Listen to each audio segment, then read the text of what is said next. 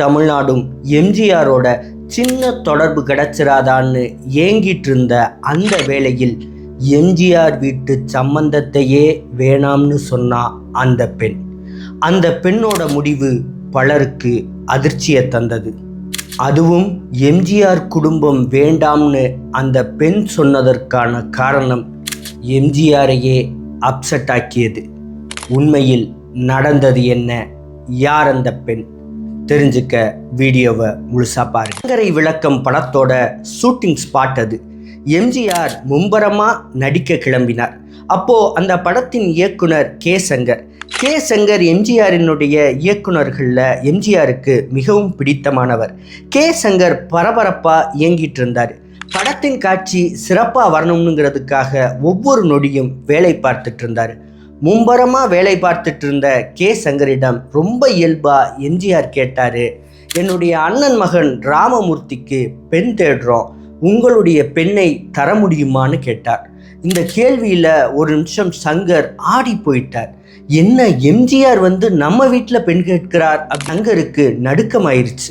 உடனே அண்ணன் கொஞ்சம் டைம் கொடுங்க, என்னோட பெண்ணிட்டையும் என்னுடைய மனைவிட்டையும் கலந்துட்டு நான் பதில் சொல்கிறேன் அப்படின்னு சொல்ல எம்ஜிஆருடைய முகம் மாறிடுச்சு. சரி நீங்கள் நாளைக்கு சொல்லுங்கன்ட்டு போயிட்டார் எம்ஜிஆர். அடுத்த நாள் ஷூட்டிங். அதே பரபரப்புடன் எம்ஜிஆர் செட்டுக்குள் மகிழ்வாக வரார். கே சங்கரின் பதிலுக்காக எம்ஜிஆர் காத்திருக்கிறார். கே சங்கரை அழைச்சி நீங்கள் என்ன உங்கள் வீட்டில் பேசிட்டீங்களா, என்ன சொன்னாங்க அப்படின்னு கேட்டிருக்கிறார்.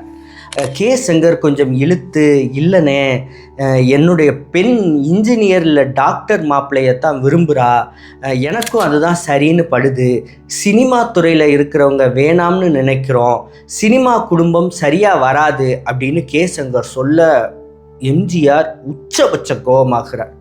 உடனே அந்த ஷூட்டிங்கை கேன்சல் செய்துவிட்டு விறுவிறுவென வீட்டுக்கு கிளம்புறார். கே சங்கருக்கு ஒரே பதட்டம், ஒரே படபடப்பு.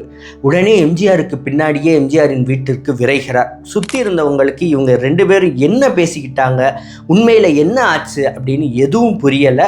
கே சங்கர் இப்போது எம்ஜிஆர் வீட்டுக்கு போகிறார். ஏன் கோச்சுக்காதீங்கண்ணே, தப்பாக எடுத்துக்காதீங்கண்ணே அப்படின்னு சொல்லும்போது, நான் மற்ற விஷயம் எதையும் தப்பாக நினைக்கலப்பா, நீ பெண் கொடுக்காம போ, அது உன்னுடைய சினிமா துறை தப்பான துறைனுங்கிற எண்ணம் இருக்கு பார்த்தியா, அது ரொம்ப மோசமான விஷயம். இதே துறையில் எந்த கெட்ட பழக்கமும் இல்லாமல் நான் இருக்கிறேன், நீ இருக்கிற, எல்லா துறையிலையும் நல்லவங்களும் இருப்பாங்க, கெட்டவங்களும் இருப்பாங்க. அப்படி இருக்கும்போது சினிமா துறையினாலே மோசம்னு நினைக்கிற எண்ணம் நம்ம துறையில் இருந்துட்டே நீ நினைக்கும் போது அதுதான் எனக்கு தவறாக தெரியுது. இந்த தொழில் தான் நமக்கு உணவு போடுது, அதனால் இதை தப்பாக நினைக்காத அப்படி எம்ஜிஆர் மனசில் இருக்கிறத கொட்டிடுறார். சரிண்ணே அப்படின்னு தயக்கத்துடன் போனவர் அடுத்த நாள் வேகமாக அண்ணே என் பெண்ணை உங்களுக்கு கட்டி கொடுக்க எனக்கு முழு சம்மதம்னே, பெண் பார்க்க வாங்கினே, பெண் உங்களுக்கு பிடித்திருந்தால் உடனே திருமண ஏற்பாடை செஞ்சுருவோம்னே அப்படின்னு சொல்லிடுறார். உடனே அடுத்த நாள் பெண் பார்க்க போகிறார். எம்ஜிஆர் குடும்பமும், எம்ஜிஆருடைய அண்ணன் சக்கரபாணி, எம்ஜிஆருடைய அண்ணன் மகன், அதே மாதிரி அவர்களுடைய உறவினர்கள், எம்ஜிஆரும் போகிறார். பெண் பார்த்த உடனே எம்ஜிஆர் சட்டுன்னு இறங்கி வேக வேகமாக டைனிங்க்கு போயிடுறார். எம்ஜிஆர் அண்ணனுக்கு ஒன்றும் புரியலை. தம்பிக்கு பெண் பிடிக்கலையா, கோபமாக இருக்கிறானா, என்ன ஏதுன்னு புரியாமல் சங்கரை பார்த்து என்னன்னு கேளுப்பா, கோச்சுக்கிட்டானான்னு தெரியலை, நீ போய் பேசுப்பா அப்படின்னு சொல்கிறார். உடனே சங்கர் போய், என்னண்ணே ஏன் திடீர்னு எந்திரிச்சு டைனிங் ரூம் வந்துட்டீங்க, எதுவும் கோவமா அப்படின்னு கேட்க, கோவப்பட என்னப்பா இருக்குது, எனக்கு பெண் ரொம்ப பிடிச்சிருச்சு, உடனே சாப்பாடை போடு, பஜ்ஜி சொஜ்ஜி எல்லாத்தையும் எடுத்துகிட்டு வா, நான் சாப்பிடணும் அப்படின்னு சொல்ல சுற்றி இருந்த எல்லோரும் சிரிச்சிடுறாங்க. அண்ணன் மகன் ராமமூர்த்திக்கும் சங்கரினுடைய மகள் விஜயலட்சுமிக்கும் மிகச் சிறப்பாக திருமணம் சத்யா ஸ்டுடியோவில் நடக்குது.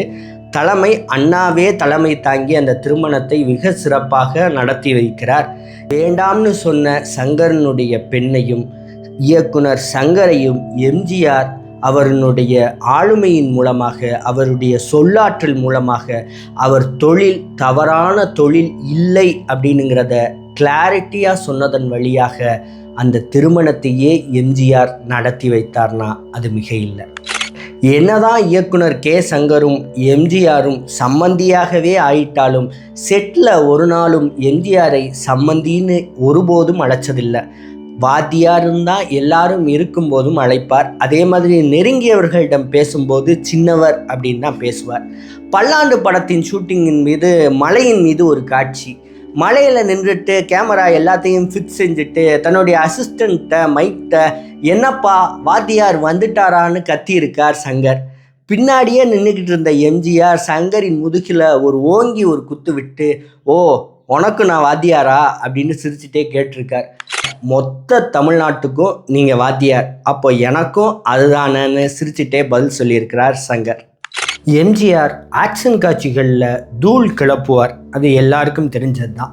ஆனால் எம்ஜிஆரை காதல் காட்சிகள்லையும் அசத்தலாக நடிக்க வைத்தவர் கே. சங்கர். குறிப்பாக நாயகிகளோட நெருக்கமாக எம்ஜிஆர் நடிக்கும்போது அது அத்தனை அழகாக கேமராக்களில் பதிவாகும்னு எம்ஜிஆரிடமே எடுத்து சொன்னவர் கே. சங்கர். முதல்ல எம்ஜிஆருக்கு நாயகிகளோட ரொம்ப நெருக்கமாக நடிக்கிறதுல உடன்பாடு இல்லை. ரொம்ப நெருக்கமாக நடிக்கிறது வேண்டாமேன்னு பல டைரக்டர்களிடம் தவிர்த்திருக்கிறார். நடிக்கும்போது திரையில் நீங்களும் நாயகியும் அவ்வளவு அழகாக தெரியுறீங்க, அதனால் காதல் காட்சிகளை ஏன் வாத்தியாரே தவிர்க்கிறீங்கன்னு கே. சங்கர் கிண்டலாகவே கேட்டிருக்கிறார்.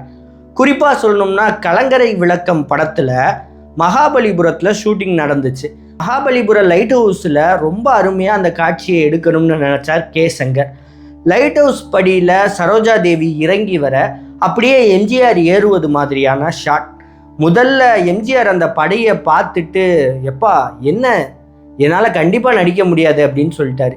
ஏன் என்ன பிரச்சனை, தாராளமாக நீங்கள் நடிக்கலாமே அப்படின்னு கேட்டபோது, எப்பா படி ரொம்ப சின்னது, இதில் சரோஜா தேவியும் வராங்க நானும் வர்றேன் அப்படின்னா 2 பேரும் ரொம்ப நெருக்கமாயிருவோம், ரொம்ப இடிச்சுக்கிற மாதிரி இருக்கும், அது நல்லா இருக்காது அப்படின்னு எம்ஜிஆர் சொல்ல, வாத்தியாரே காதலனும் காதலியும் அந்த கெமிஸ்ட்ரி ஒர்க் அவுட் ஆகணும்னா அந்த உரசல்லாம் இருந்தால் தானே நல்லா இருக்கும், அதனால் நீங்கள் நடிங்க, சீன் சூப்பராக இருக்கும் அப்படின்னு வற்புறுத்தி எம்ஜிஆரை நடிக்க வைக்கிறார் கே. சங்கர். அந்த காட்சி அருமையாக வருது. அதுக்கு பிறகு ஒவ்வொரு படத்துலையும் இந்த மாதிரியான காதல் காட்சிகளை தேடி தேடி எம்ஜிஆரை எப்படியெல்லாம் எடுத்தா சிறப்பாக இருக்கும் எல்லாம் எடுக்கிறார் கே. சங்கர். உலகம் சுற்றும் வாலிபனுக்காக ஜப்பானுக்கு போன எம்ஜிஆர் அவர்கள் ஜப்பானோடு நிற்காம மலேசியா, சிங்கப்பூர், தாய்லாந்துன்னு பல நாட்டுக்கு போய் ஷூட் பண்ணார். கிட்டத்தட்ட 80,000 அடி அளவுக்கு படத்தினுடைய ஃபுட்டேஜை ஷூட் பண்ணி எம்ஜிஆர் எடுத்துகிட்டு வரார்.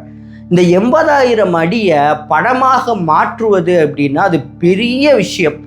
இந்த மிகப்பெரிய காரியத்தை கே. சங்கரிடம் கொடுக்கிறார் எம்ஜிஆர்.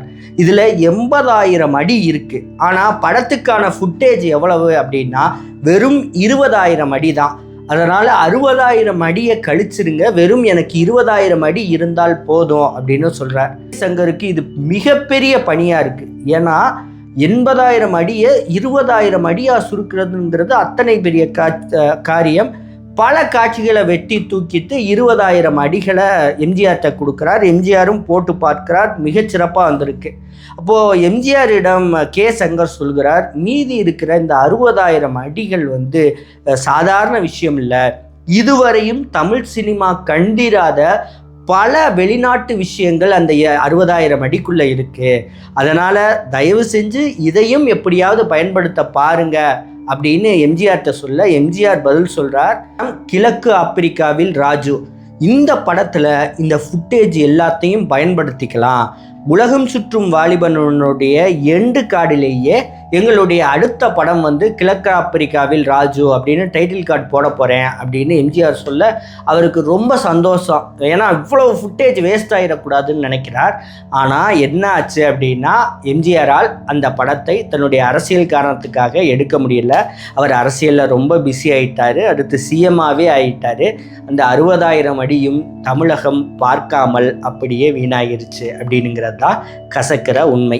இது மாதிரி எம்ஜிஆர் பற்றி ரெட்ரோ சினிமா பற்றியான சுவையான தகவல்களுக்கு எங்களுடைய சேனலை சப்ஸ்கிரைப் பண்ணுங்கள். நன்றி.